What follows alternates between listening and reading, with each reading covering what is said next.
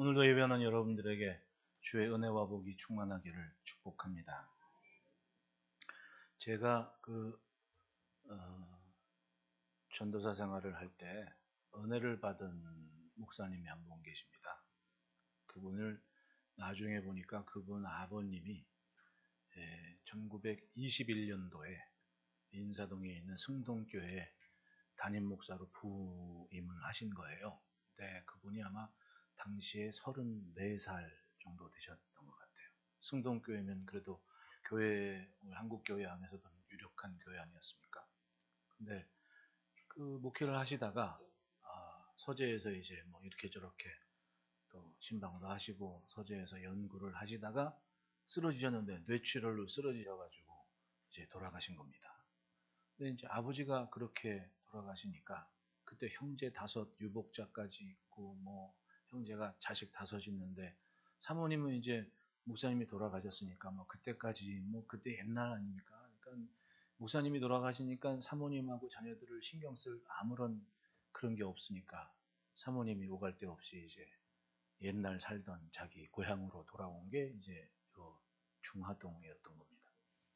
그런데 이제 그나마 선교사님 선교하셨던 그 장로님 한 분이 매달 그때 당 1925년 이때 당시에 10엔이 얼마인지는 모르겠어요. 지금 돈으로는 매달 이제 그래도 그런 관계를 생각해서 후원을 계속 하셨던 것 같아요.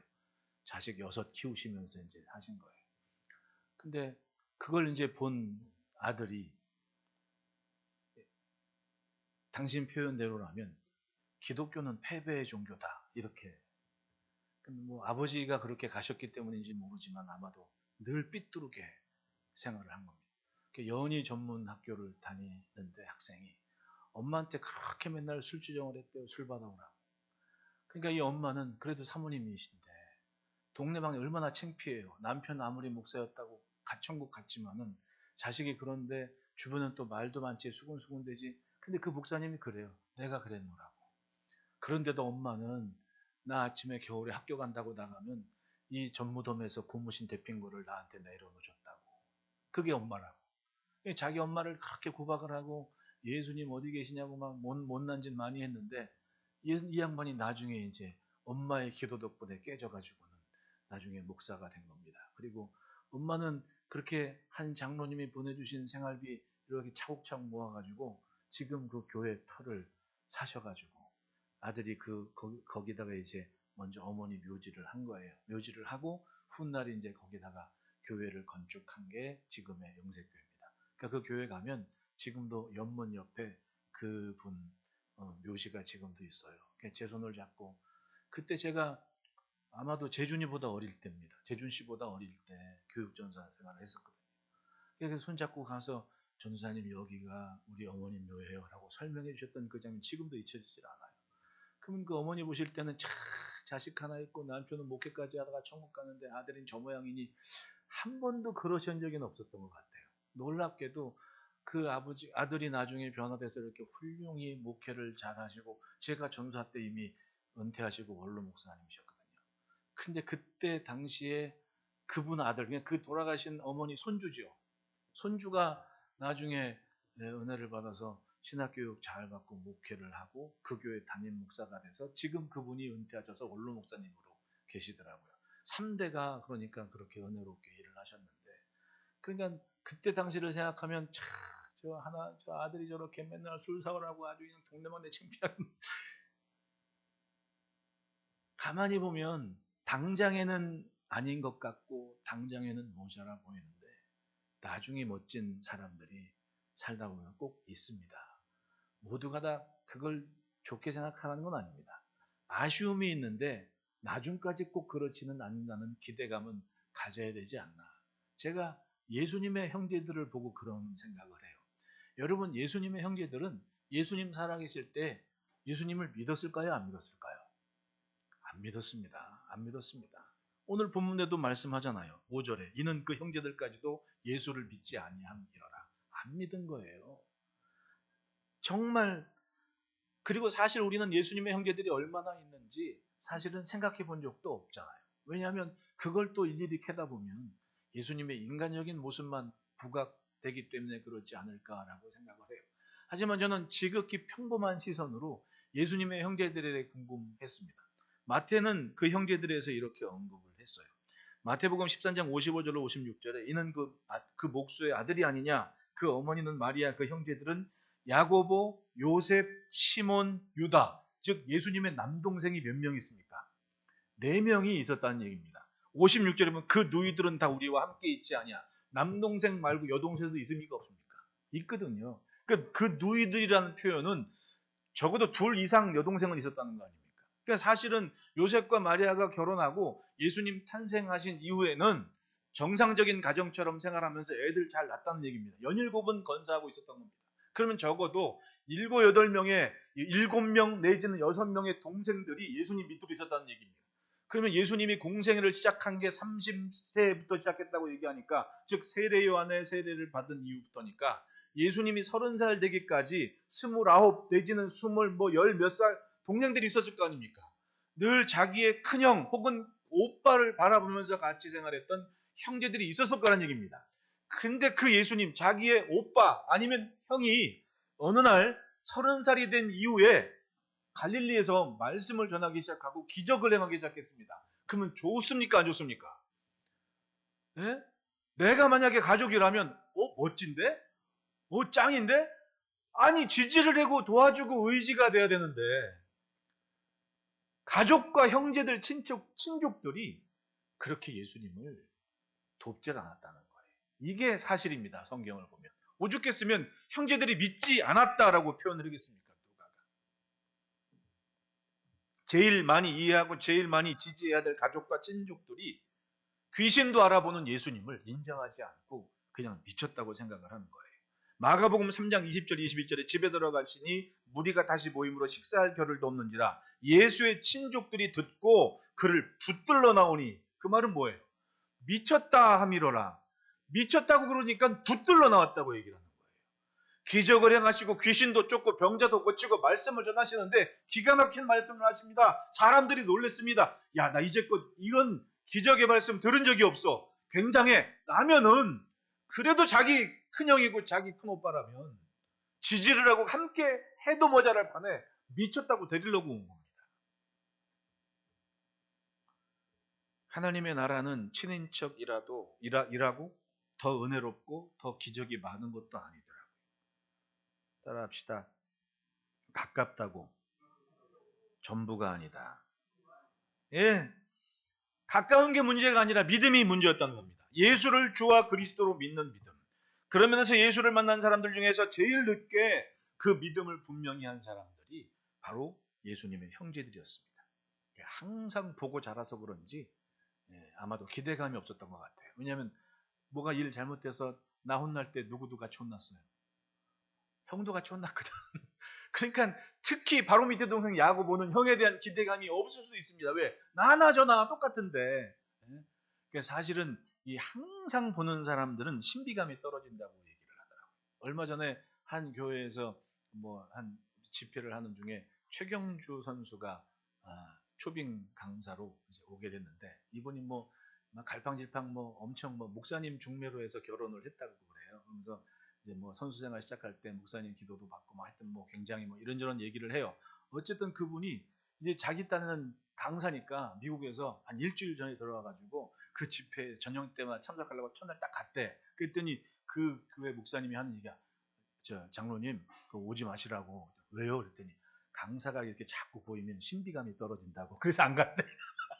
강사가 주변에 자꾸 보이면 교인들이 신비감이 떨어진다고, 안 된다고. 그래서 마지막에 집회하러만 갔다는 얘기를 하더라고요. 자주 보니까 익숙하니까 기대감이 없는 겁니다. 그러니까 아는 사람이 모르는 사람만 못하다는 얘기가 하는 그런 모습이 아닐까. 오죽했으면 형제들이 아니 미쳤다고 하면 위해주지는 못할 망정 가서 그걸 데리고 어떻게 붙잡고 가려고 그걸 왔다고 하니, 그리고 요한 볼 때도 이는 형제들이 믿지 아니함이라. 그러니까 옆에서 봐도 그건 좀 아닌 거예요. 사실은 제일 지지가 되고 의지를 해줘야 될 만에 형이 미쳤다고 그러네. 그러면은 아니라고는 말해줘야 될 거 아닙니까? 그게 아니고 라고 말 못할 망정 믿지도 않고 지지도 안 하고 그게 이 형제들의 모습이었습니다. 제자들이 볼 때도 답답했을 겁니다. 하지만 3년이 지난 후에는 달랐습니다. 여러분, 3년 동안 예수님이 한결같이 그 모습 그대로 복음을 전하고 병자도 고치시고 하는 모습을 보았습니다. 안 본 건 아니에요. 들어서 알고는 있습니다. 하지만 그게 어떤 모습에서건 기억은 하고 있거든요. 어느 날 자기 형이 십자가에 죽으셨다. 엄마가 그걸 지켜보고 온 겁니다. 마리아가. 야, 네 형이 이렇게 죽었다. 아니면 엄마가 있으니까 봤을 거 아닙니까? 그런데 그 십자가를 졌던 주님이 사흘 만에 부활하셔서 동생 야고보에게 나타난 겁니다. 나다. 그렇게 예수님의 동생 야고보는 예수님을 믿었습니다. 살아계실 때는 믿지를 못했지만 그 후에 야고보는 예수를 믿었습니다. 그리고 야고보서를 기록했지 않습니까? 갈라디아서를 보면 사도 바울이 문제가 생겼고 안디옥에서 뭐 이런저런 얘기 있을 때 예루살렘 교회에 갔다 그래요. 거기에 최고 지도자가 누구였습니까? 야고보였습니다.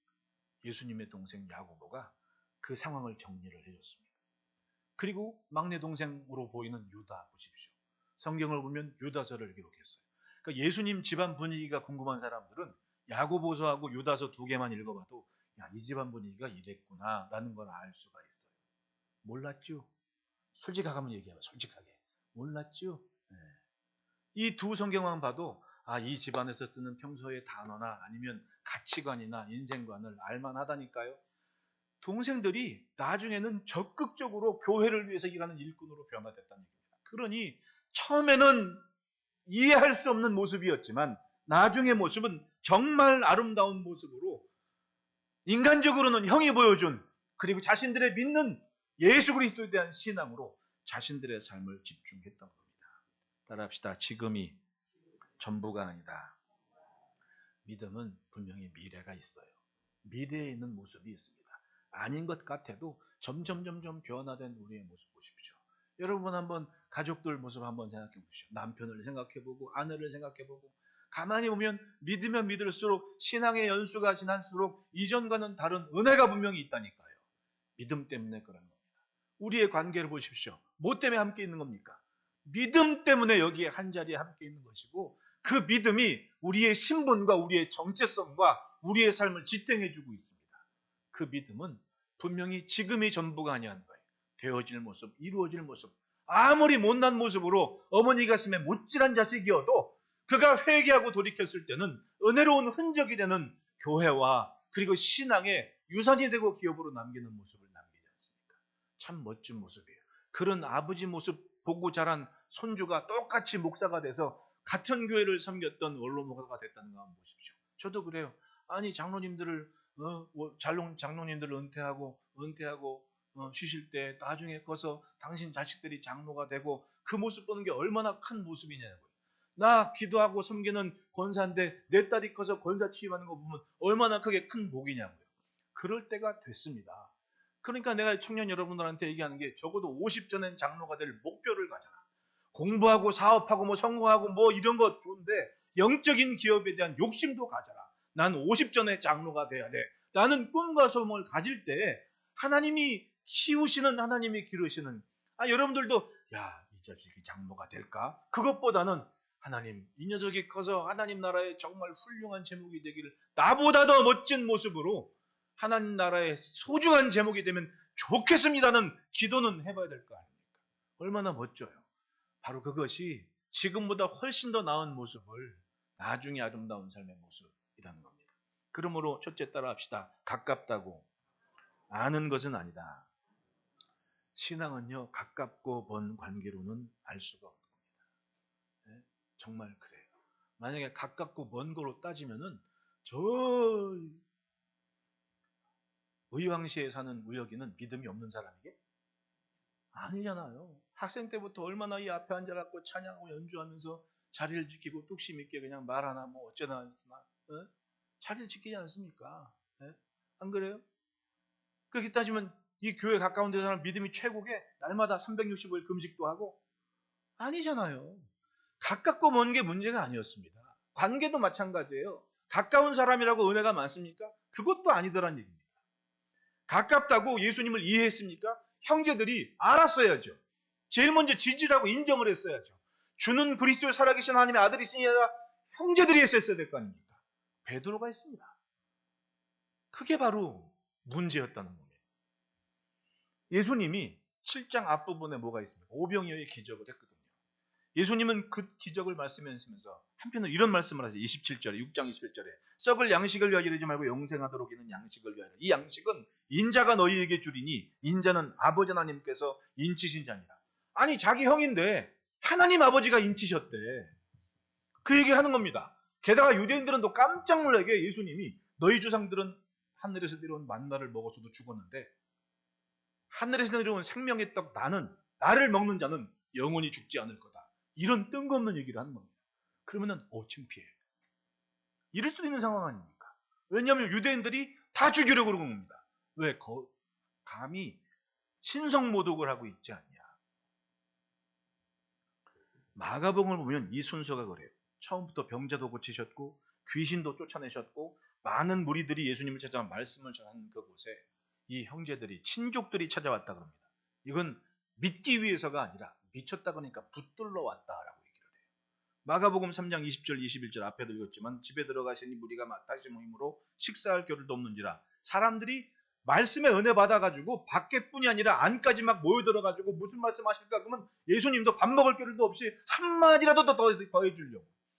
그런데 21절에 예수의 친족들이 듣고 그를 붙들러 나오니 이는 그가 미쳤다 하밀로라. 나사렛에서부터 산 넘어가지고 이 가버나움 갈릴리까지 찾아온 겁니다. 뭐 때문에? 미쳤다고 소문이 난 겁니다.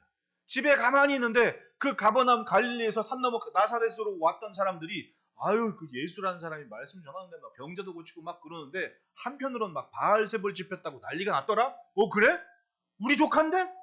그러니까 막 작은아버지 형제들 다 나고 친족들이 붙들러 왔다는 거예요. 붙들러 왔다. 갈릴리에 살던 불황무식한 사람들도 예수님이 전하는 말씀 듣고 귀신들도 지나가다가 예수님 보고 하나님의 아들이심을 알아보는데 수십 년을 같이 했던 사람들이 예수를 미쳤다고 하는 말에 동조를 하고 있었다는 얘기입니다. 게다가 1절 보십시오. 그 후에 예수께서 갈릴리 다니시고 유대에서 다니려 아니하심은 유대인들이 죽이려 함이라. 유대인들한테 생명의 위협을 받고 있는 상황이면 가족들이 지켜야 될 거 아닙니까? 예수님이 생명의 떡이라고 하시고 아버지의 뜻은 아들을 보고 믿는 자마다 영생을 얻는 것이라 하시고 그러니까 유대인들은 저 엄마도 알고 동생들도 아는데 도대체 이게 무슨 일이냐? 3절부터 4절, 5절을 보면 기가 막힌 모습이 있습니다. 그 형제들이 예수께 이르되 당신이 행하는 일을 제자들도 보게 여기를 떠나 유대로 가소서. 이 말은 야 지금 형 뭐 이적도 해가고 기적도 하고 병도 고치고 참떡이라고 하니까 여기서 이러지 말고 유대로 가요. 스스로 나타나기를 구하면서 묻혀서 일하는 사람이 없나니 이 일을 행하려 하거든 자신을 세상에 나타내서 여기서 오락가락하지 말고 유대로 가서 본격적으로 당신 멋지게 한번 데뷔를 하시오 라고 동생들이 얘기하는데 그 말은 형을 인정해서가 아니었습니다. 5절 이는 그 형제들까지도 예수를 믿지 아니함이라. 즉 이 말은 형을 조롱하는 거였어요. 아니 그렇게 대단한 사람이면 왜 여기 있냐고. 유대로 가서 본격적으로 데뷔를 하시라고. 이 말이 믿음 때문이 아니라 조롱이었던 겁니다. 왜? 믿지 아니함이러라. 가만히 보면 가장 가까운 형제들이 마귀짓을 하고 있는 겁니다. 왜? 마태복음 4장 5절 6절에 이에 마귀가 예수를 거룩한 성으로 데려다가 성전 꼭대기에 세우고 네가 만일 하나님의 아들이어든 뛰어내려라 기록되었으되 그가 너를 위하여 그의 사자들을 명하시리니 그들이 손으로 너를 받들어 발이 돌에 부딪히지 않게 하리로다. 마귀는 많은 사람들 앞에 그리스도의 능력을 보이라고 충동질을 했습니다. 너 그렇게 하면 천사가 너를 받들 거 아니냐. 그렇게 멋지게 한번 데뷔를 해버려라. 마귀가 그렇게 시험했는데 지금 동생들이 가족이 형제들이 그렇게 충동질을 하고 있는 거예요. 여기서 이러지 말고 본격적으로 유대로 가서 이름 한번 날려보시오. 근데 이게 조롱이었다는 거예요. 자기들의 큰 형을 조롱을 합니다. 예수님 참 온화하신 분이 맞는 건 맞는 것 같아요.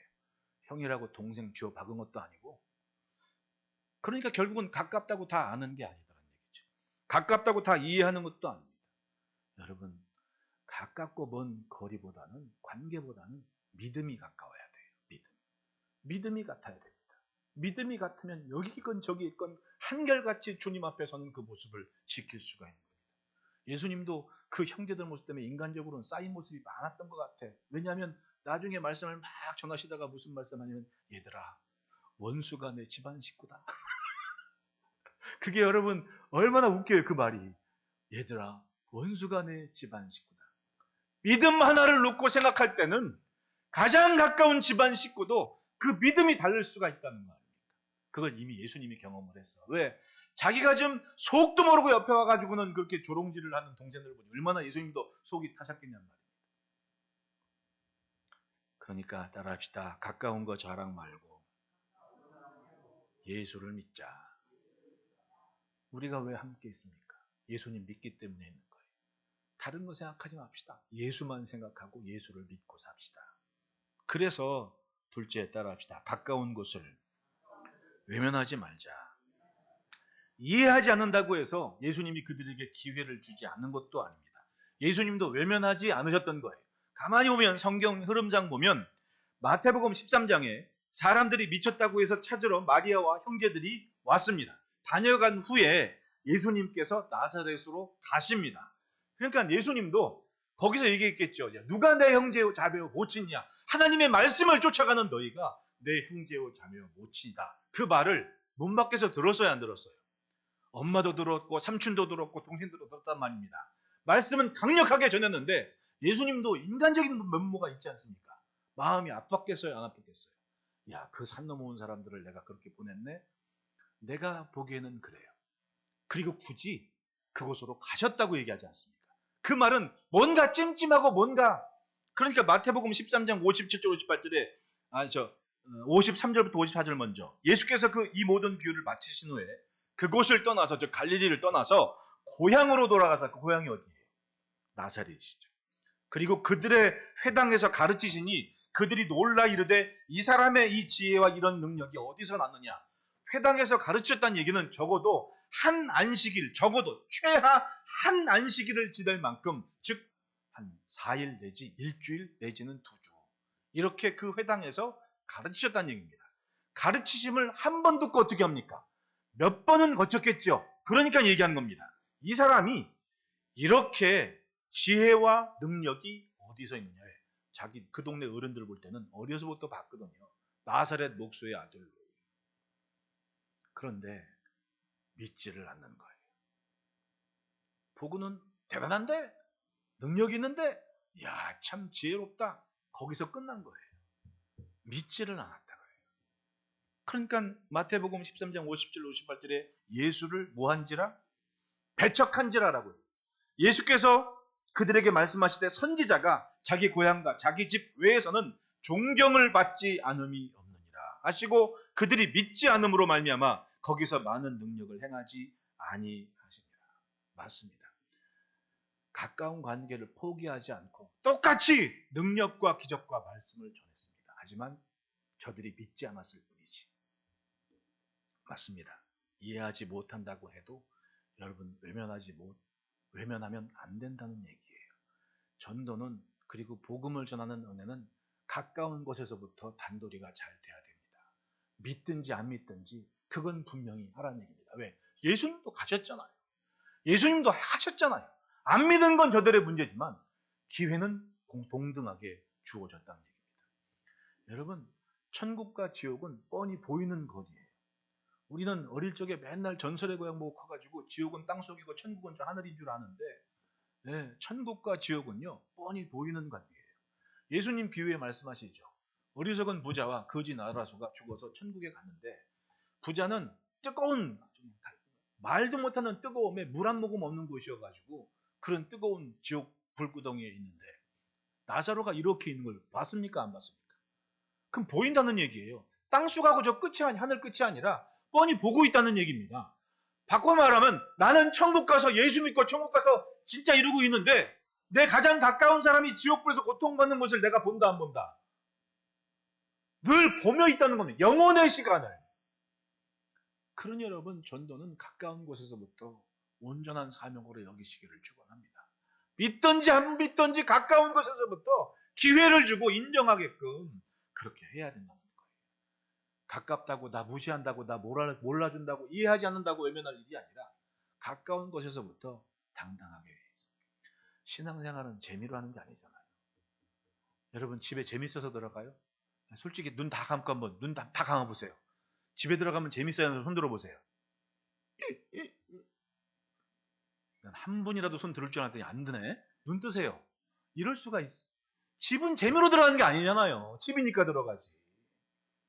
하나님 아버지께 예배 드리는 것이 재미로 하는 건 아니지 않습니까? 아버지 앞에 드리는 예배 똑같은 거 아니겠습니까? 근데 그 모습을 가정에서부터 가까운 관계에서부터 지켜가야 한다는 겁니다. 왜? 천국과 지옥은 있으니까. 그러니까 아직 믿지 않은 형제들 외면하지 말고 가까운 친족들 외면하지 말고 혹시 합니까? 내가 열심히 신앙생활하고 내 아름다운 모습 때문에 하루가 됐지 1년이 될지 10년 될지 모르지만 그 사람들이 예수 믿어서 그 중에 훌륭한 주님의 일꾼이 날지는 그건 아무도 모르는 거예요. 그러니 가까운 곳 내 관계에 나를 조롱할지라도 외면하지 않고 복음을 전하고 주께로 인도하는 은혜가 있기를 축복합니다. 가까운 곳에서부터 믿음은 영향력을 갖는 겁니다. 아브라함이 아들 이삭에게 말하는 거 보십시오. 참 아들이 볼 때도 참 못난 짓도 했습니다. 네? 그건 하나님도 아시는 거예요. 부인을 누이라고 하고 막. 하지만 아브라함이 변치 않고 꼭 얘기해 준 게 있습니다. 너는 복의 근원이다. 그것 두고 컸던 이삭은 아버지보다 더 훌륭한 믿음을 가지고 하나님의 음성 듣고 자기를 지키고 그 믿음으로 자기 아들 야곱을 축복했고 그 야곱이 12아들 데리고 오는 걸 봤지 않습니까? 그게 바로 가까운 곳에서부터 시작되는 믿음의 영향력이라는 겁니다. 믿음의 영향력. 믿음의 가정이 그래서 중요한 겁니다. 한 가족이 한 약속을 믿고 나아갔더니 그것이 열국의 압이라는 복을 이루는 관계였다는 겁니다. 여러분 가까운 곳을 외면하지 말고 가까운 곳에서부터 신앙의 의익을 이어가는 그런 은혜가 있기를 축복합니다. 그래서 셋째에 따라 합시다. 새 가족은 믿음의 가족이다. 예수님께서 말씀하시는 가족은 가만히 보면 믿음, 하나님의 말씀을 쫓아가는 관계가 한 가족임을 선언을 하셨습니다. 예수님은 형제들에게 얘기합니다. 너희는 명절에 올라가라. 내 때가 아직 차지 못하였으니 나는 이 명절에 아직 올라가지 아니하노라. 이 말씀을 하시고 갈릴리에 머물러 계시니라. 예수님도 좀 언짢고 기분도 안 좋아. 왜? 나를 지지하고 나에게 용기를 심어줄 형제들이어야 되는데 아니 동생놈들이 와가지고 식을 조롱을 하고 자기들은 명절 지켜 가버렸거든. 그 예수님도 찜찜해. 그러니까 당장에 예루살렘으로 가지 않는 유대 땅으로 가지 않는 이유도 유대인들이 죽이려고 하는 걸 아는데 어떻게 가요? 그럼 쉽게 말하면 동생들이 한 얘기는 형 보고 나가 죽으라는 얘기 아닙니까? 그럼 섭섭해요, 안 섭섭해요? 섭섭해요. 하지만 찜찜해. 그럼 갈릴리에 다니면서 머물러 계셨는데 10절 보십시오. 그 형제들이 명절에 올라간 후에 자기도 올라가시되 나타내지 않고 은밀히 가십니다. 가시긴 가셨어. 왜? 예수님 말씀한 대로 야 사람들이 너희를 미워하는 게 아니고 나를 미워하는 거야.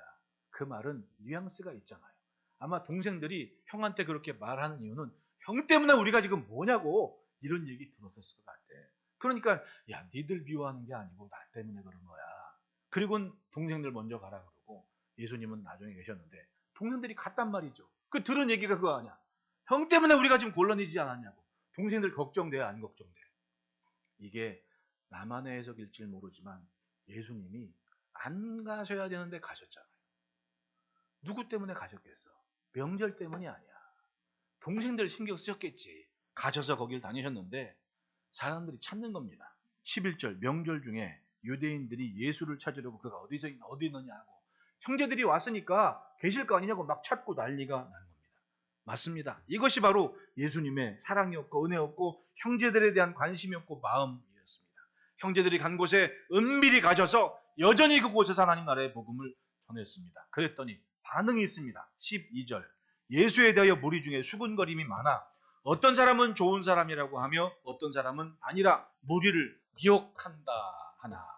따라합시다. 그래도 결과는 있다. 어떤 모습에서건 믿음으로 감당하는 시간에는 결과는 따라오게 됐습니다. 하나님 나라의 복음을 전하는 것, 주의 뜻을 외치는 것에는 어쨌든 결과가 있습니다. 그래서 멈추지 않고 일하는 겁니다. 이건 사람의 계획이나 결정이 아닙니다. 하나님께서 일하신다는 믿음을 가지고 가야 할 곳, 가지 말아야 할 곳 정해놓은 것이 아니라 그저 주의 뜻이라면, 내 마음이 움직인다면 가서 하나님 나라의 복음을 전하는 거예요. 예수님 말씀하십니다. 마가복음 3장 35절에 누구든지 하나님의 뜻대로 행하는 자가 내 형제요 자매요 어머니다. 히브리서 2장 11절 12절 보십시오.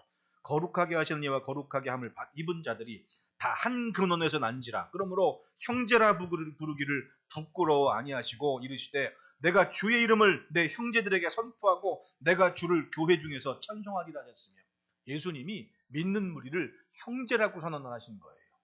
예수님이 우리를 형제라고 지지를 해주신 거예요. 할렐루야. 대단한 일 아닙니까? 주의 뜻대로 사는 인생의 형제요 가족입니다. 그러니 우리는 남이 아니잖아요. 우리가 가족이라는 겁니다. 하늘 가족, 새 가족. 비록 예수님은 가장 가까운 형제들이 몰라주는 공생애를 하셨지만 그 흔적들은 형제들을 깨우셨습니다. 그 3년에 형이 나는 이해하지 못했는지 3년을 살아가신 주요 그리스도로 사신 예수님의 모습을 동생들은 기억을 하고 있었다는 거예요. 그리고 자신들이 쫓을 길로 삼았습니다. 따라합시다. 복음은 반드시 열매가 있다. 전하는 건요, 항상 열매가 있게 마련이에요. 믿음이 들음에서 난다는 이유가 그겁니다. 한 번 전했다고 멈추지 않습니다. 아마 목사가 한 번 설교했다고 막 성도들이 다 100% 기억하면 그 목사 어떻게 설교하겠어요? 네? 제가 지금까지 생각해 봤더니 와, 어마무시하게 했더라고요. 가만히 보니까 87년 6월 1일부터 내가 어린 애들한테 말씀을 전하기 시작했으니 그 어린 애들 중에서는 커서 집사가 돼가지고는 전도사님 때 이런 말씀하셨거든요 라고 얘기하는 걸 하면 깜짝깜짝 놀라죠. 야, 그런 걸 어떻게 기억하냐, 나도 모르는 걸. 그런 얘기 할 때가 있습니다. 그런데 만약에 한 번 전하고 끝냈으면 성경이 있을까요? 나는 아니라고 봐요. 읽어도 새롭지 않습니까? 참 신기한 책입니다. 내 상황에 맞게 딱 붙잡을 것을 붙잡게 하시고 나머지는 나중에, 그러면 지나다 보면 꼭 다른 것에서부터 은혜를 받게 하고 다른 걸 붙잡게 말쓰고 내가 걸었던 흔적만큼은 내 안에 차곡차곡 영적인 토대가 되어 내 믿음의 집을 쌓고 있게 하시더라고요. 여러분 그렇게 생각 안 하십니까? 형제들이 그랬던 거예요. 조롱하고 속상해가지고 형한테 뭐라고 했지만 십자가에 달린 형의 모습을 봤습니다. 부활한 형의 모습을 봤습니다. 어떻게 가만히 있습니까? 사도 바울께서는 나중에 사도가 됐지만은 그걸 기억하면서 얘기하는 거예요. 고린도전서 15장 4절부터 8절을 보면 고린도 교회 편지할 때 그 얘기를 하고 있습니다. 장사 지낸 받으셨다가 성령대로 사흘 만에 살아나사 게바에게 보이시고 후에 12제자에게와 그 후에 500의 형제에게 일시에 보이셨나니 그 중에 지금까지는 대다수는 살아있고 어떤 사람은 잠들었으며 그 후에 누구에게? 야고보에게 보이셨으며 그 후에 모든 사도에게와, 그러니까 사도 야고보가 아니에요. 야고보에게 보이셨다고. 이 야고보가 누굽니까? 동생 야고보죠. 동생은, 즉 예수님은 자기 바로 동생 야고보한테, 즉 자랄 때 뭐 1살 터울이건 2살 터울이건 늘 형제같이 자란 야고보한테 부활하신 다음에 500여 형제들, 즉 성도들한테 다 나타난 다음에 동생 찾아가신 거예요. 나다. 그러니 야고보가 죽을 때까지 무릎 꿇고 기도하면서 자기 형의 길을 가지 않았겠냐는 얘기입니다. 게다가 다른 거 아닙니다. 사도행전 1장 14절을 보면 여자들과 예수의 어머니 마리아와 예수의 아우들과 더불어 믿음 마음을 같이 하여 오로지 기도의 형수다.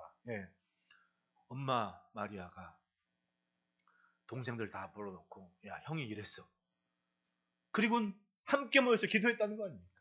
이때 이 동생들은 큰 은혜를 받았고 형이 남긴, 즉 예수 그리스도가 남긴 자기의 형으로서가 아니라 오빠로서가 아니라 주요 그리스도로 남기신 그 흔적들을 마음으로 품고 믿었다는 거예요.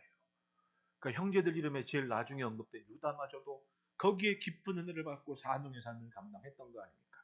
그래서 유다서 쓸 때 유다서 1장 1절에 예수 그리스도의 종이요 야고보의 형제인 유다는, 이 야고보는 누구라고요? 예수의 동생 야고보. 부르심을 받은 자 곧 하나님 아버지 안에서 사랑을 얻고 예수 그리스도의 지키심 받는 자들에게 편지하노라. 그리고 4절에 이는 가만히 들어온 사람 몇이 있습니다. 그들은 옛적부터 이 판결을 받기로 미리 기록된 자니 경건하지 아니하며 우리 하나님의 은혜를 방탕한 것으로 바꾸고, 이 부분이 중요해요. 홀로 하나이신 주제, 곧 우리 주 예수 그리스도를 부인하는 자라는 얘기는 믿음을 가지고 옵니다. 동생이지만 형에 대해 분명한 믿음을 가졌어요. 그분은 홀로 하나이신 주제이시다. 우리 주요 그리스도이시다. 할렐루야. 그러니 예수님 생전에는 참 조롱하고 이해 못하는 가까운 형제들이었지만 예수님 승천하신 이후에는 이들의 삶은 생명 바쳐 교회를 위해 헌신하는 귀한 일꾼으로 살게 됐다는 겁니다. 그러니 예수님 만난 사람들 중에 나중에 아름다운 사람들 중에 으뜸은 바로 형제들이었던 거예요. 가장 가까웠던 사람. 어쩌면 이 형제들은 잘 알려지지 않아서 더 은혜로울 수가 있습니다. 믿음으로만 감당할 수 있는 모습이 더 부각이 됐기 때문에 그런 거예요. 인간적인 형의 모습을 내세우기보다 하나님의 아들이요 홀로 하나이신 주제 주 예수 그리스도를 전하는 종으로 자신의 삶을 감당했습니다. 형제들이. 오늘 우리는 믿음이 아니면 감당할 수 없는 신비한 관계가 분명히 있습니다. 그래서 은혜가 있는 겁니다. 여러분, 믿으면 믿을수록 이전보다 더 나은 모습으로 영광을 돌리고 기쁨이 있는 복된 삶을 지켜갑시다. 우리가 주의 형제요 한 가족인 것은 바로 믿음 때문입니다. 이 믿음은 믿은 것의 열매가 반드시 주께는 영광이고 우리에게는 큰 기쁨으로 임할 줄 믿습니다. 처음보다는 끝이 나중이 아름다운 삶이기를 축복합니다. 기도하겠습니다. 하나님